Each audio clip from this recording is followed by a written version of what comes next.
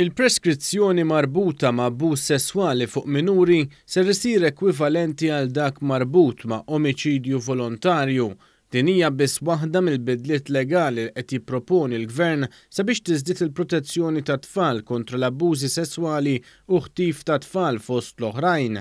Dan ħabbruh il-Ministru għall-Ġustizzja Edward Zammit Lewis u l-Ministru għat-tfal Michael Falzon f'konferenza tal-aħbarijiet fejn fiha ġie mħabbar kif fost l-oħrajn tfal ta' 16-il sena jistgħu jfittxu għajnuna psikjatrika mingħajr il-ħtieġa ta' kunsens mill-ġenituri jew xi adult.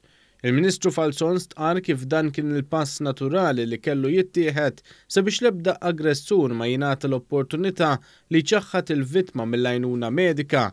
Qed naraw ukoll li dawk li jkollhom 16 sena jkunu iktar biex ngħidlek empowered bihom infushom fejn jistgħu jagħtu l-kunsens tagħhom mhux biss għall-trattament mediku imma l-kull tip ta' trattament psikoloġiku, psikjatriku, emozzjonali.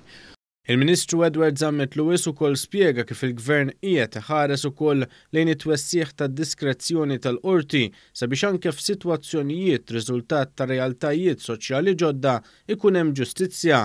Rajna li hemm bżonn li nagħtu diskrezzjoni l-qrati tagħna biex mhux min jagħmel daw ir-reati jieħu dak li ħaqqu b'ċerta abusija li huwa reati li qed tagħmlu mhux biss sesswali però fuq minuri, però min-naħa l-oħra nagħtu id-diskrezzjoni l-qorti li tevalwa ċerta ċirkostanzi li jistgħu jinqalgħu pereżempju fejn għandek iktar minuri u adulti li jkunu viċin rib xulxin. Ħanati eżempju ġuvni ta' 19-il sena u tfajla li għandha 15-il sena.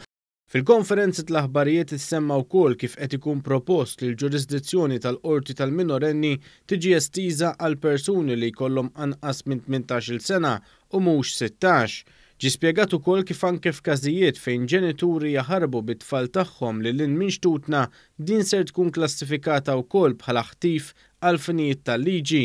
L-abbozz jintroduċi wkoll emenda li tara li atti sesswali mal-annimali ser ikun klassifikat bħala reat ta' maltrattament tal-annimali.